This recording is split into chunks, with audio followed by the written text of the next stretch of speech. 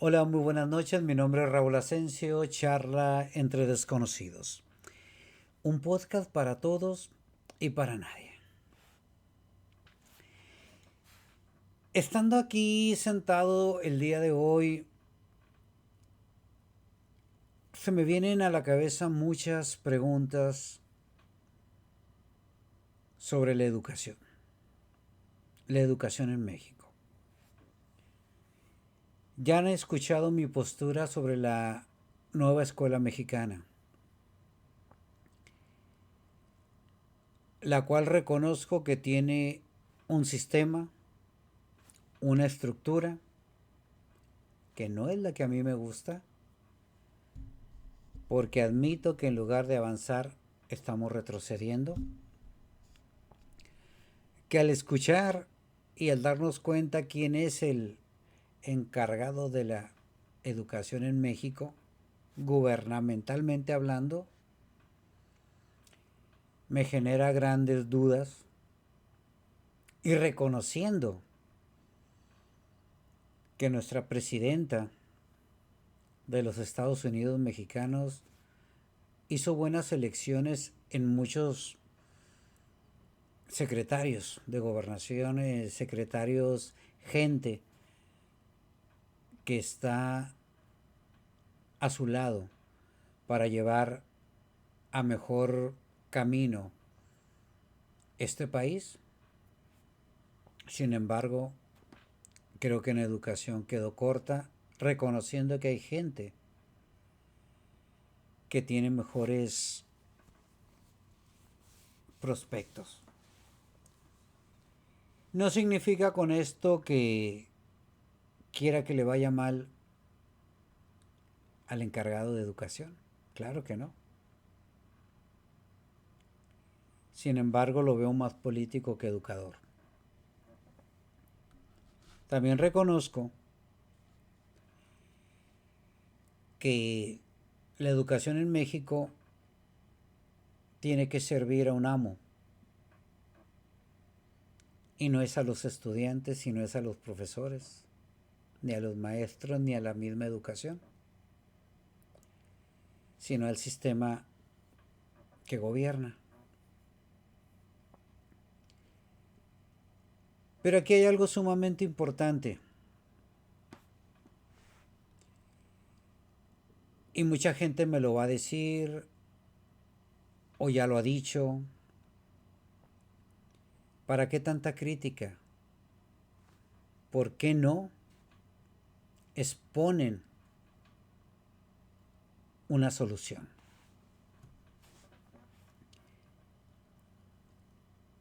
Yo les he comentado que hay un educador en México muy importante, José Vasconcelos, un filósofo de preparación en leyes, gran escritor de historia, escritor de filosofía, escritor de literatura, juzgado ad hominem por el pueblo mexicano y escuchando a un senador de la República Mexicana que hoy en día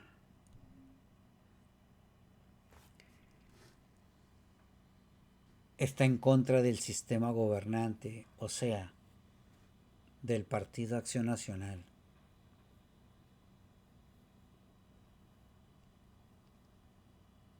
que llama fascista a José Vasconcelos.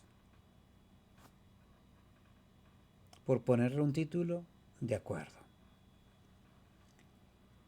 Pero al indicar, y no se da cuenta que es oposición hoy en día,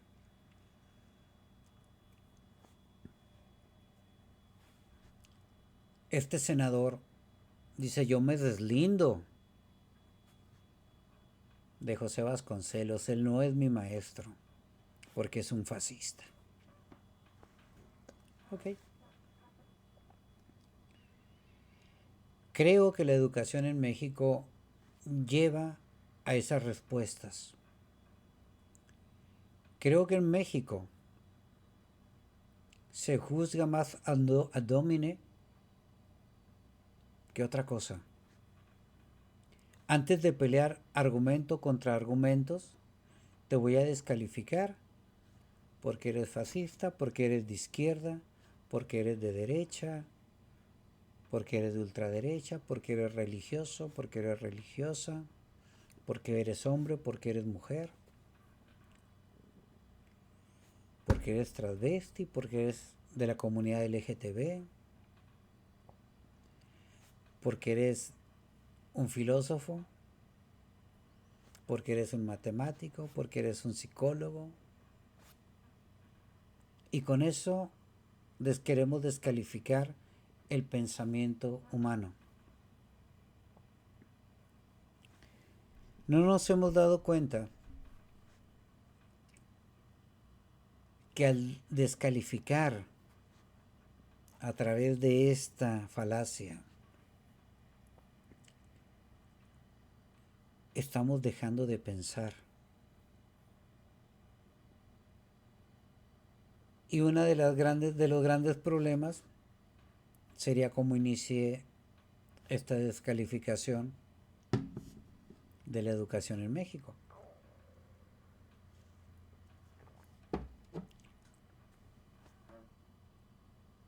No di argumentos, simplemente dije, no creo que esta persona sea la idónea para dirigir la educación en México.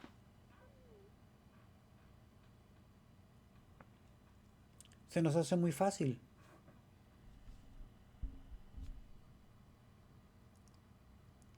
Pero entonces, vamos a los argumentos reales. ¿Qué es la educación? Es preparar al individuo. ¿Para qué? La educación en México ha contestado esa pregunta. ¿Y cuál es la respuesta? Vamos a preparar ciudadanos acorde a las necesidades que tiene el país para salir adelante.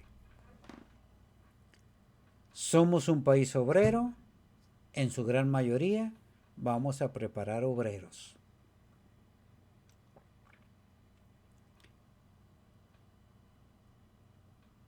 No lo dicen textualmente así, pero sí lo dicen de esta manera.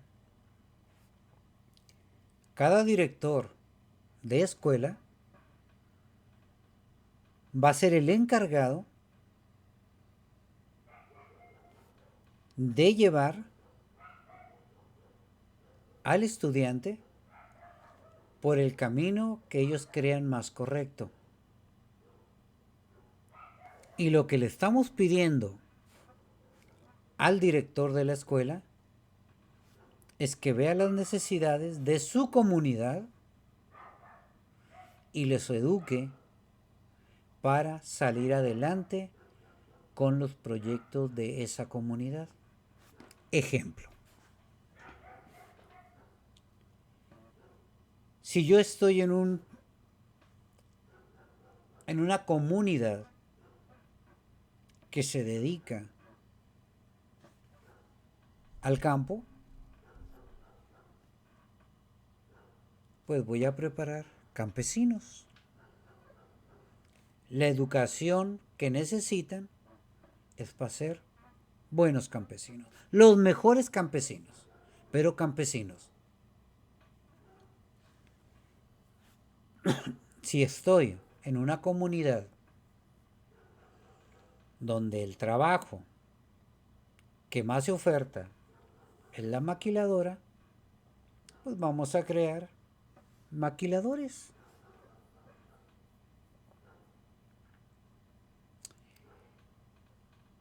Si mi comunidad y el trabajo que más se requiere es el de trabajar el petróleo, pues vamos a generar gente que sepa trabajar el petróleo.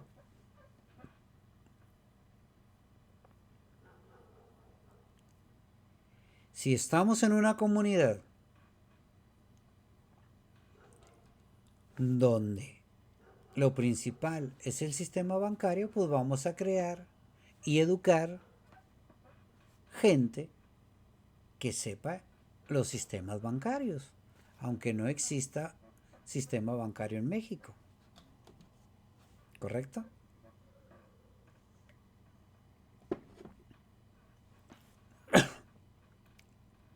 A grosso modo, va a decir la gente, pues, ¿por qué no?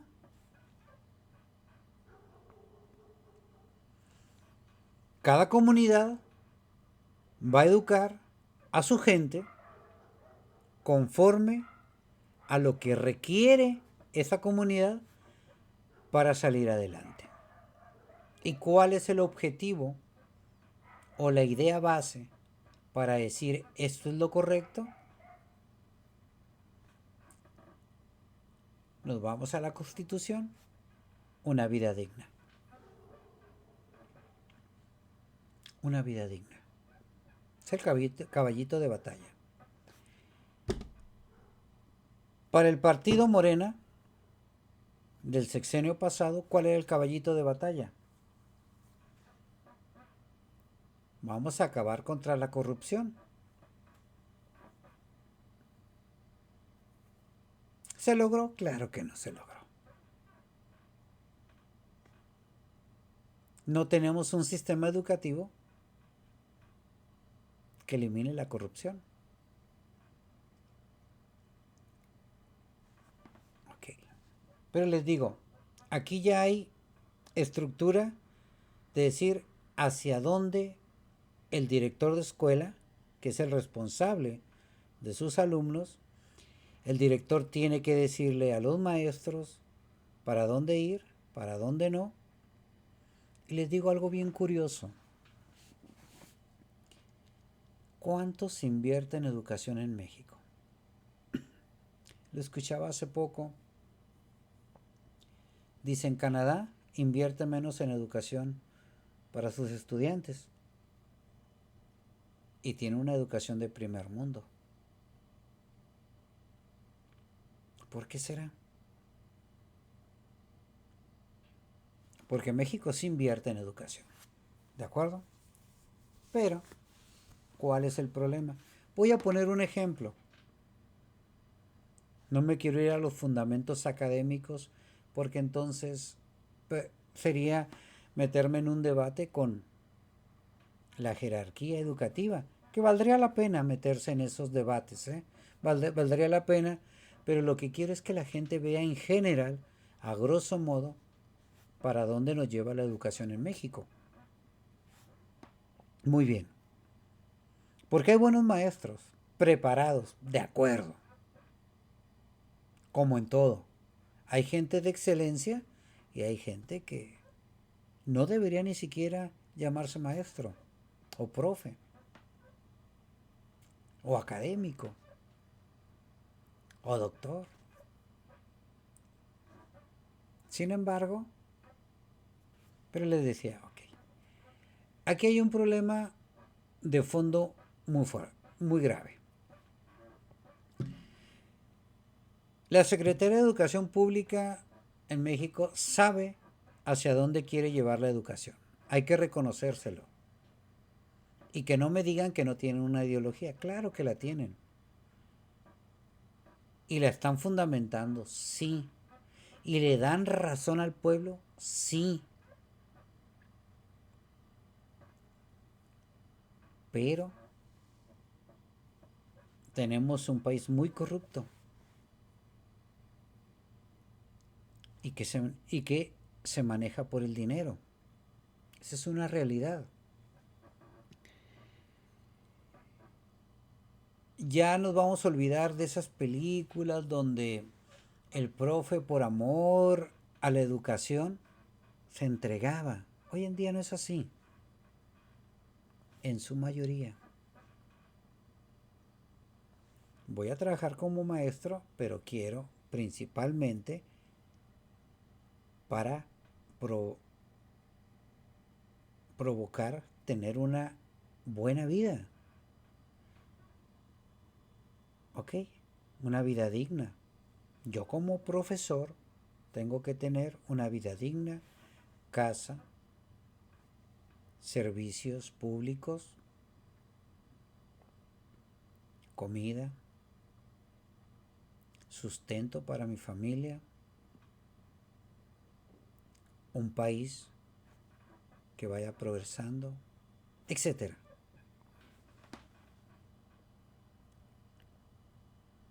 Pero la educación en México, en primer lugar, hay que reconocer que se les ha cargado la mano a los profes.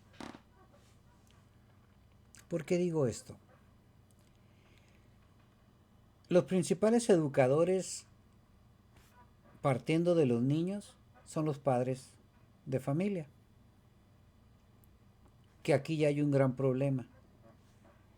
El reconocer que es la familia hoy en día ya es complicado.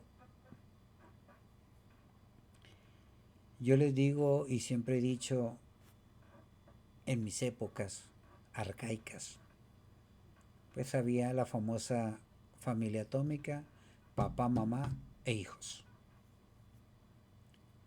Hoy en día no sé qué porcentaje, pero claro que es muy triste ver que hay familias atómicas ya. Ya es lo que menos perdura. No significa que no las haya. Pero ya el papá y la mamá ya no son los encargados de educar. Sí de proveer la parte económica para que el profe eduque. Y el director es consciente de eso.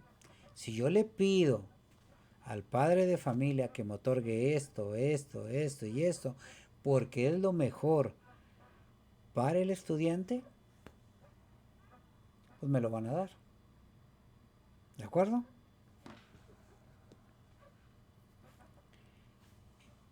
Entonces, ahí hay una manera de sacar dinero.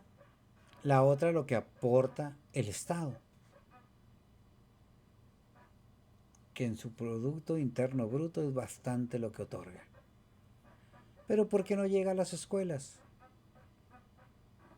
Un ejemplo burdo, pero real, y es bien curioso.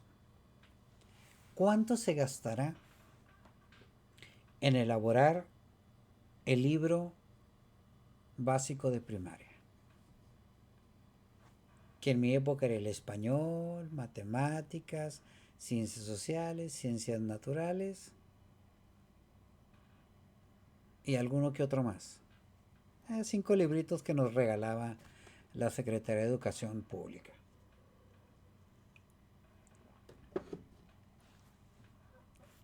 Estos fueron los primeros años de mi educación. A los 5 años de estar en la escuela, de repente te otorgaban tus 5 libritos, te pedían un cuaderno en aquella época. Y de repente algún profe decía, no, tienen que traerme también este libro. Un compendio general de educación.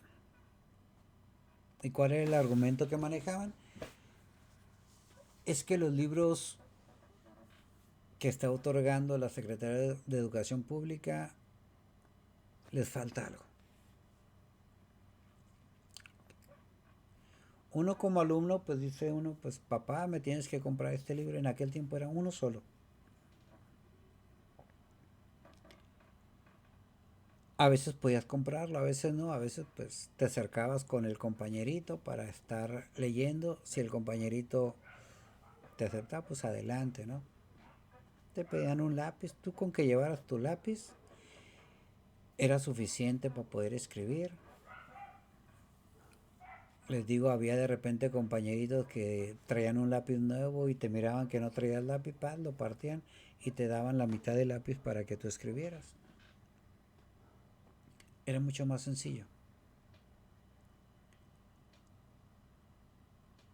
Se compraba el uniforme como se hace hoy en día, pero los útiles escolares eran mínimos. Hoy en día te das cuenta que aparte de los libros que te otorga el gobierno, es un cuaderno para cada materia, hojas blancas, tantos lápices para todo el curso, plumas, colores, juego geométrico, etcétera. No me va a dejar mentir la gente que cuando piden la hoja de los útiles que va a ocupar su hijo, 4,000, 5,000 pesos. Ah, pero la educación es gratuita.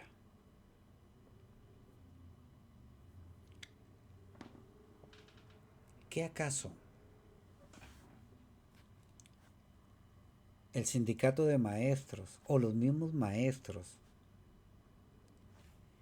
no se fusionaron para crear libros aptos para educar a los niños?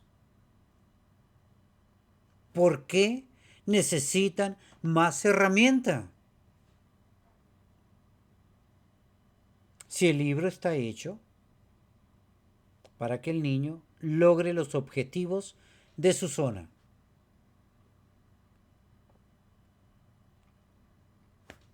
Ahí la dejo. Y que me digan que hoy en día los niños que se gradúan de primaria tienen mejor coeficiente intelectual que los que se graduaron en el siglo pasado de primaria, lo dudo. Lo dudo.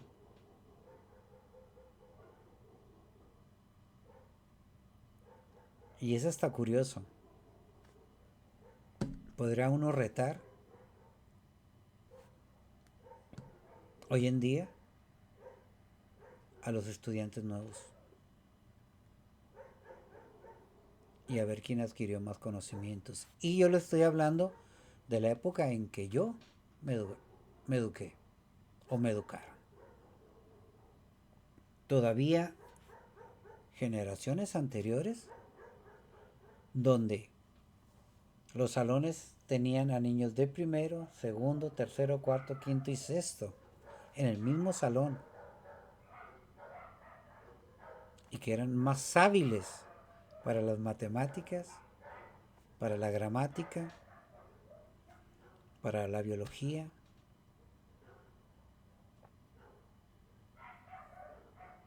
¿Por qué? ¿Por qué sería eso, no? Hoy en día ya es raro ver al niño que no trae su celular para la escuela.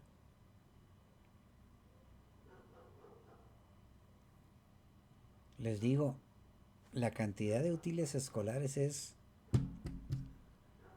asusta para aquellos padres de familia que tienen 1, 2, 3 o 4 o 5 hijos en la escuela. Imagínense. Entonces, dice uno, bueno, el gobierno está otorgando esos libros, entonces no hay consenso académico. Algo que yo siempre he dicho que se me hace nefasto es poner exámenes para ingresar de primaria a secundaria. A ver a cuál secundaria te toca, ¿no? Y si es que logras pasar el examen. ¿Qué acaso tu sistema educativo no está diseñado para que tú al terminar la primaria tengas los conocimientos necesarios para ingresar a una secundaria? Igual, la secundaria no te está generando los conocimientos necesarios para ingresar a una preparatoria, que te tienen que poner un examen para ver si puedes ingresar. Se supone que si tú pasaste el tercer año de secundaria, tienes la capacidad para ingresar a la preparatoria y de la preparatoria para la universidad. y de la universidad a la licenciatura para poder tomar una maestría, y de la maestría pues para llegar al doctorado. O sea, sí un examen final, claro, ¿no? De acuerdo, para ver si aprovechaste, bueno, pero para ingresar al nivel superior. Entonces los profesores realmente se dan cuenta que no están preparando al alumno. O dicen, y con eso se lavan las manos, si un alumno logra pasar el examen del siguiente nivel, yo enseñé bien. Los demás alumnos se distrajeron. Es culpa de ellos. Yo aquí diría, ¿realmente el alumno se distrajo o no lo sorprendiste como maestro? ¿No lograste captar la atención del alumno? Porque es curioso, ¿eh? Hasta a nivel universitario. Todavía hay maestros que te duermen.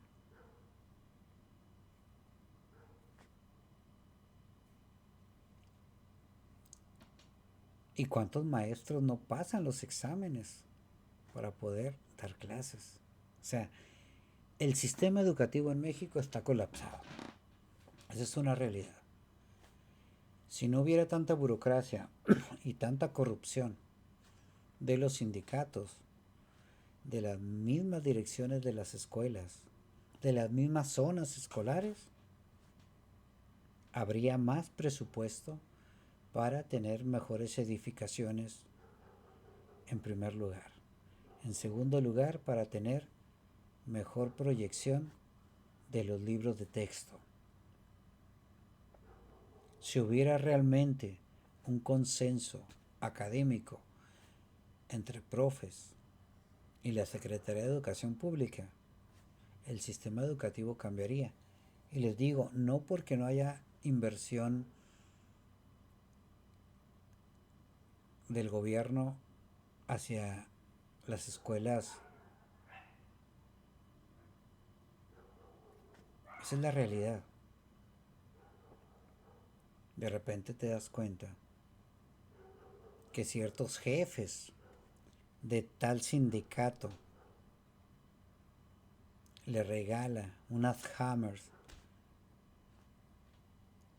a ciertos compañeros. ¿De dónde salió ese dinero?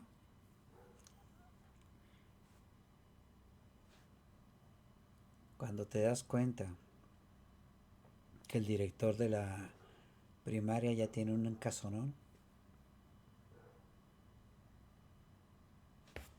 No estoy en contra de que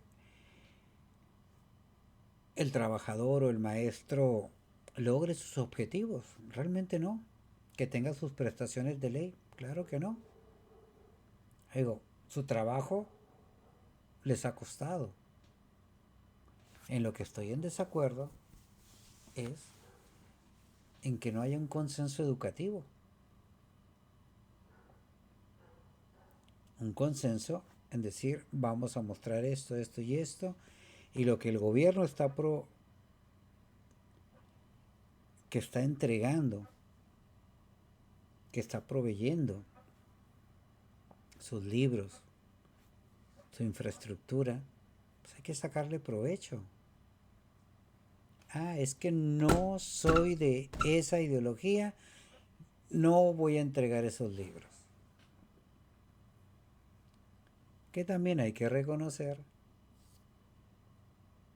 que sí es triste ver los libros de texto. Pero la inversión está hecha. ¿Cuál es el problema de los libros de texto? El contenido, no el material, el contenido educativo. Y no me quiero ir con la preparación de los profes.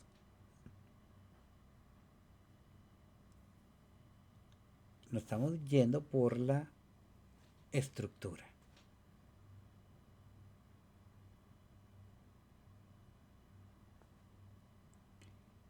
Entonces, eso es muy importante hoy en día y la educación. Creo que tiene que haber un proyecto educativo, el proyecto educativo actual, la nueva escuela mexicana, donde vamos a educar gente para cubrir las necesidades de tu comunidad. Con ello se oye muy bonito, dices, bueno, voy a tener una mejor comunidad porque estoy preparando a mi gente para lograr un bienestar. De acuerdo. Pero realmente ese es el objetivo final de la educación. Educar para algo en particular. Qué triste es pensarlo así. ¿Por qué no educar para salir de esa comunidad? Aquellos alumnos que quieran hacerlo, quien se quiera quedar, que se quede y que se quede bien preparado, pero creo que la educación no es para crear trabajadores.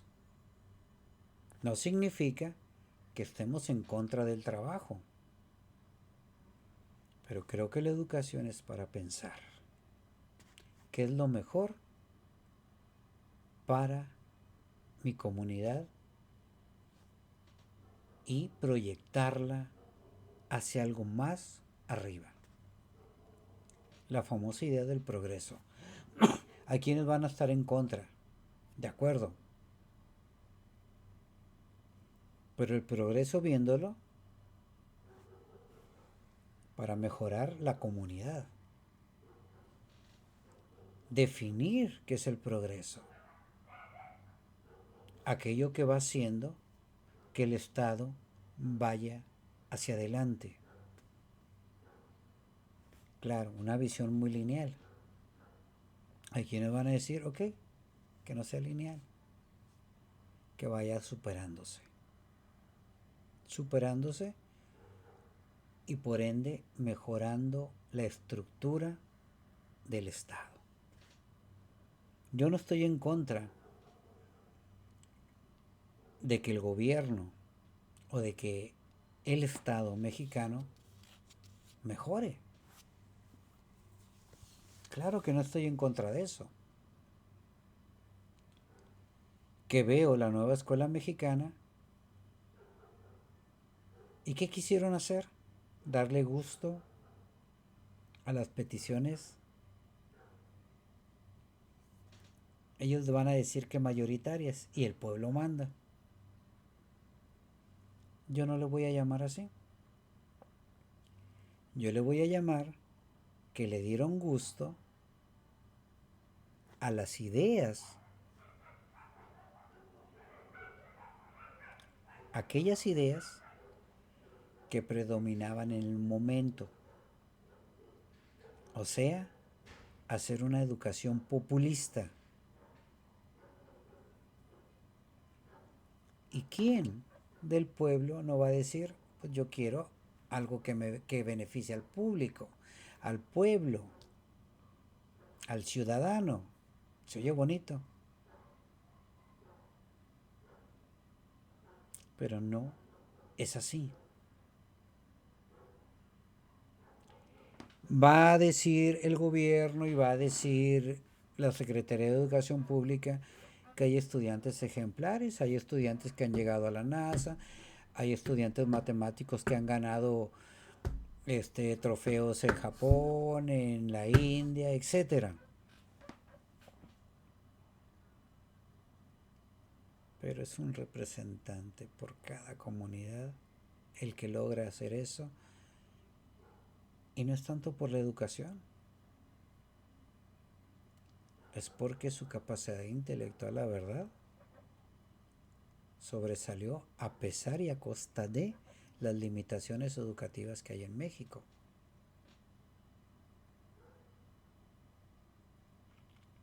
Porque esos que están trabajando en la NASA, por desgracia no se educaron en México. No toda la carrera, realmente. Un ejemplo, porque podemos ver más.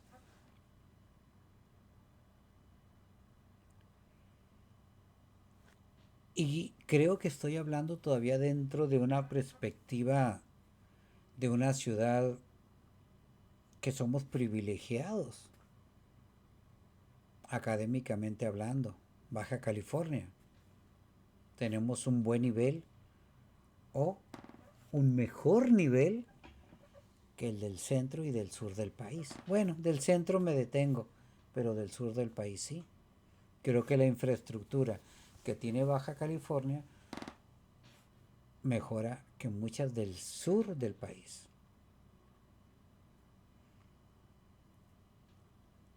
Que tenemos acceso a poder ver la educación que nos presenta nuestro país vecino del norte de los Estados Unidos y uno dice, wow, hay un choque, pero tenemos que lograr nivelar y por eso podemos percibir de lo que nos estamos perdiendo educativamente y reconociendo que Estados Unidos no es el país con mejor educación del mundo. Y si nuestro sueño es llegar a ser como Estados Unidos, pues ya valimos. Pero eso se le criticó a José Vasconcelos. José Vasconcelos no quería llegar a tener el sistema educativo norteamericano. Y se le llamó fascista porque a él le gustaba el sistema político alemán. Y como Alemania perdió la guerra, entonces el fascismo es nefasto. Y aquí voy a decir, así crecí, así me educaron y fin, yo no puedo decir que el fascismo es bueno. Pero hay límites y hay estructuras que no se han llevado a cabo. Que el sistema educativo socialista es muy nefasto, pues no tengo el contacto directo más que lo que nos hacen llegar por los medios masivos de comunicación.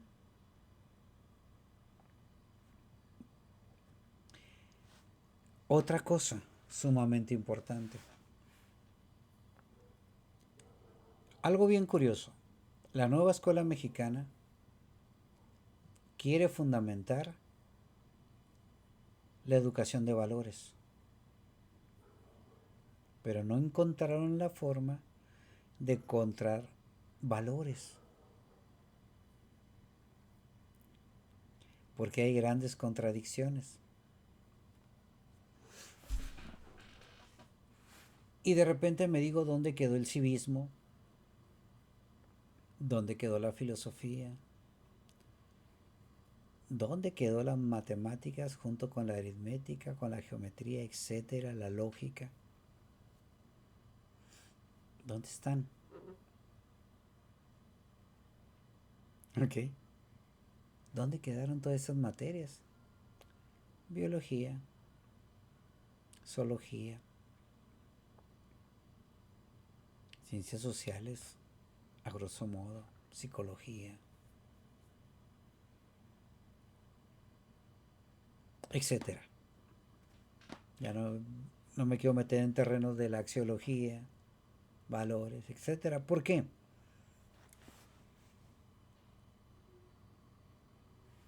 Estamos regidos por una constitución. Y es curioso que las reformas que nos expone el presidente saliente, 20 tópicos, 20 modificaciones que se le van a hacer a la constitución porque es aceptado por el Congreso, o sea, la Cámara de Diputados y la de Senadores, y aceptado por esta nueva presidenta, ¿no? Eso es importante. Pero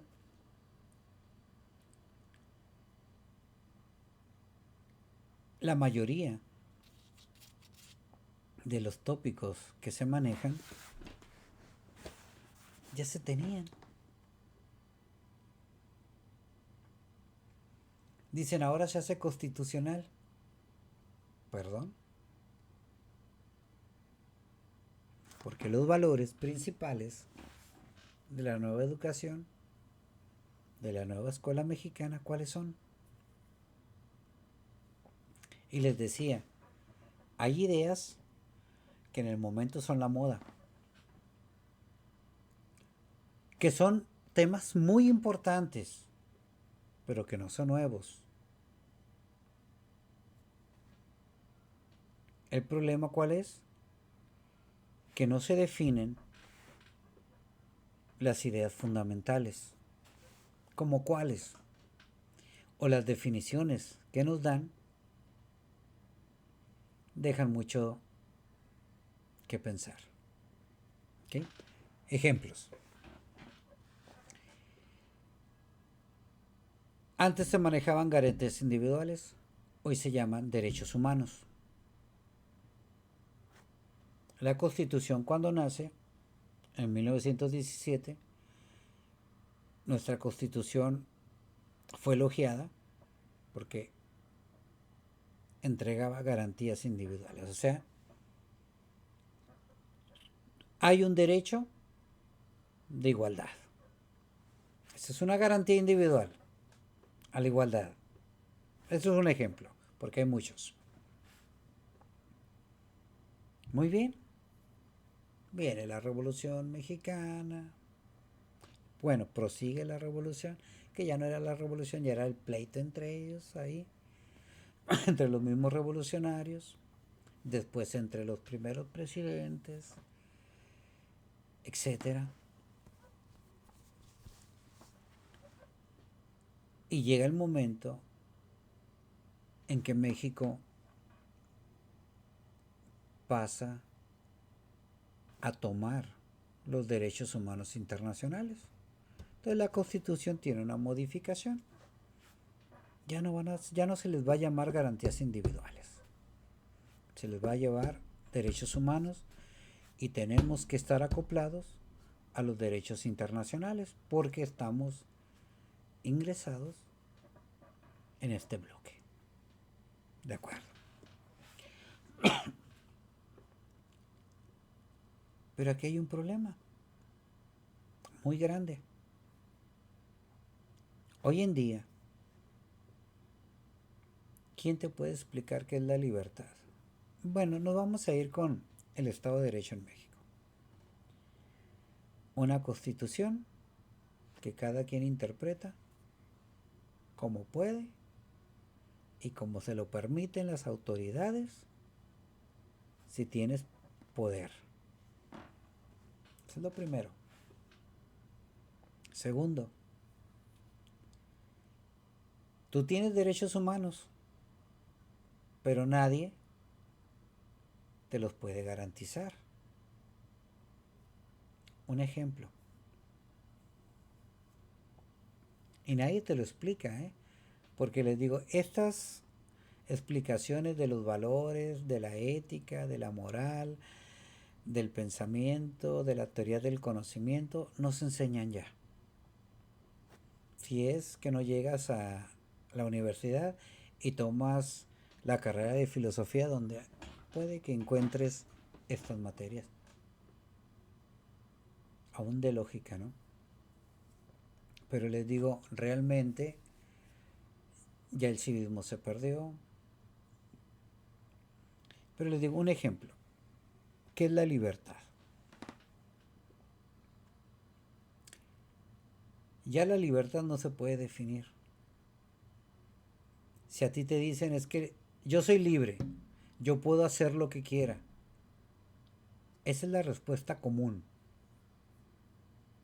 Pero realmente, y ahí viene mi contraparte, ¿realmente eres libre de hacer lo que quieras?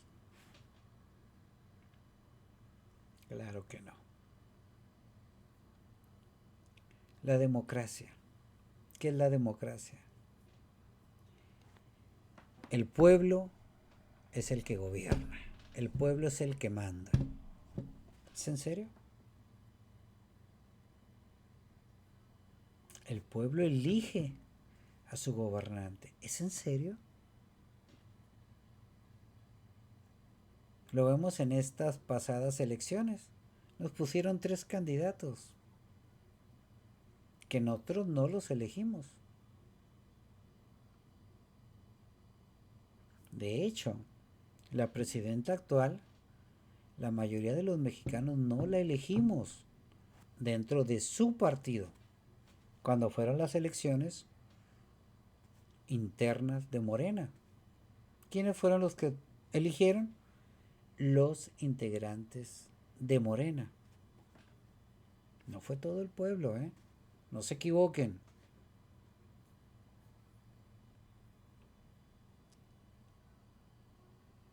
A la candidata del PRI, PAN y PRD tampoco la eligieron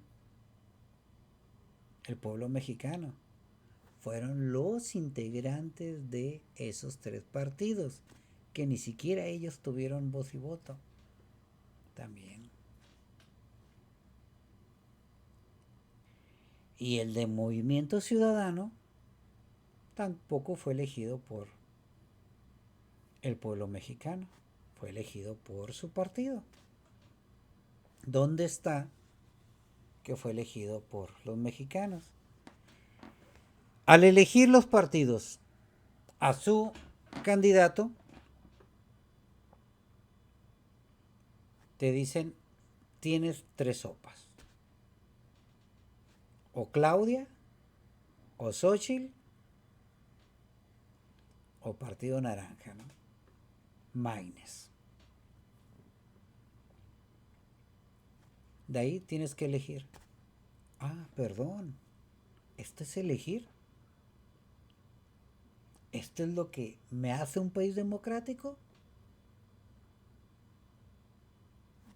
Ahí se las dejo, ¿no?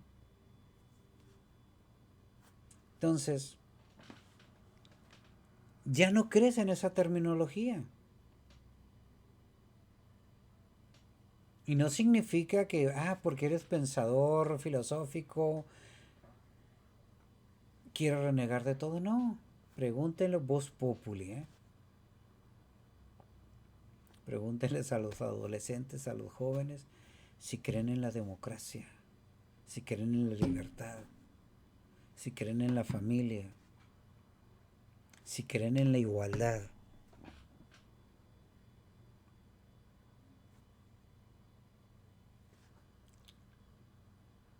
Para los que digan que materia como civismo, como ética, como lógica, no importan, ahí está el resultado. Más que evidente el resultado.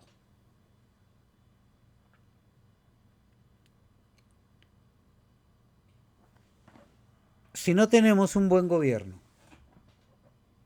o si tenemos ideas que no podemos defender, ¿cómo vamos a defender una educación? ¿O cómo vamos a proponer una buena educación? Sentido común, aunque no me guste esa palabra, porque conlleva toda una idea muy pragmática, pero al final de cuentas puedo asegurar que toda ley de cualquier estado tiene que ser pragmática para poderse llamar ley.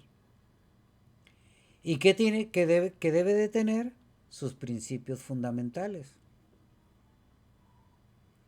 Pero principios fundamentales educados, o sea, reconocidos.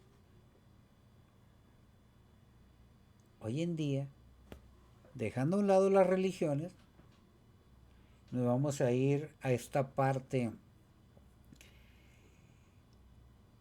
del individuo en sociedad, sin religión,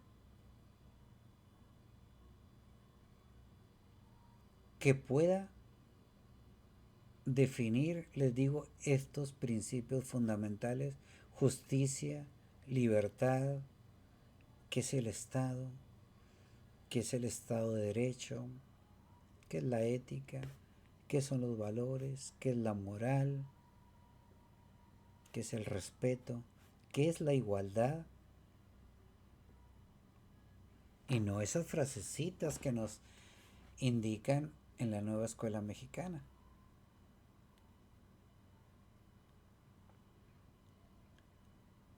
Realmente tenemos un sistema educativo que vale la pena defender,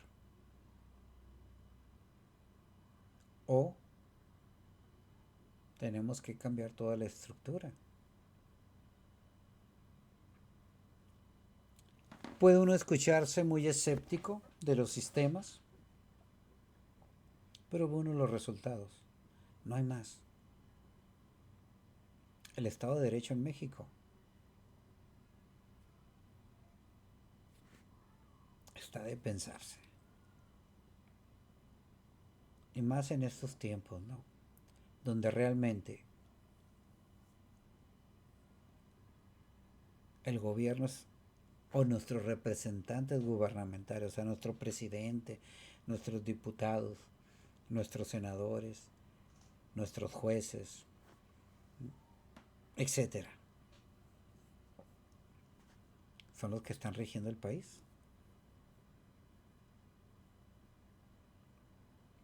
Y en todos los ámbitos, en todos los ámbitos. Soy de la ferviente idea que si queremos cambiar un país, tenemos que cambiar su educación. Que la educación es lo que te va a dar un cambio real en un país, no los partidos políticos, no las religiones, la educación. Pero primero hay que definir qué es educación y quién la tiene que realizar. Se la dejamos todos a los profes, que lo que quieren es dinero porque se lo ganan porque son trabajadores. Y los padres de familia, como no logran entregar todas las cuotas que pide la educación, que es gratuita, que tiene que trabajar papá y mamá obligatoriamente para poderles brindar una vida digna a los hijos. Y esto conlleva pues todavía más generaciones, y vamos hacia dónde va a parar, ¿no? Que ahí viene la respuesta. Van a decir, usted no tiene razón. ¿De acuerdo? No, no puedo decirles hasta dónde vamos a parar. Simplemente vean los resultados. Los resultados hasta el día de hoy y los que vienen, ¿eh? Vean la educación que tienen sus hijos. Vean la educación que tenemos nosotros. Y hacia dónde hemos llegado. Eso es lo divertido de estar divagando y no nada más apuntando con el dedo, esto y esto se debe de acabar. Tenemos que luchar todos para crear un mejor país, sí. Claro que todos tenemos que caminar hacia un mismo objetivo. ¿Cuál es el problema? Que se han eliminado muchas materias que te brindaban un arraigo. Por eso cada día se ocupan más psicólogos, porque hay una inestabilidad emocional criminal. Digo, qué bueno para el psicólogo, tiene trabajo a morir.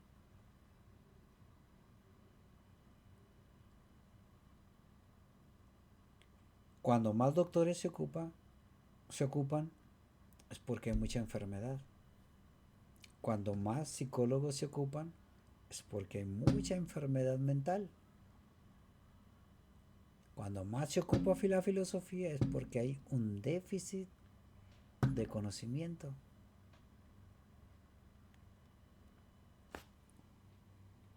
Cuando se ocupan más abogados, es porque el Estado de Derecho o porque la ley no se ha llevado a cabo.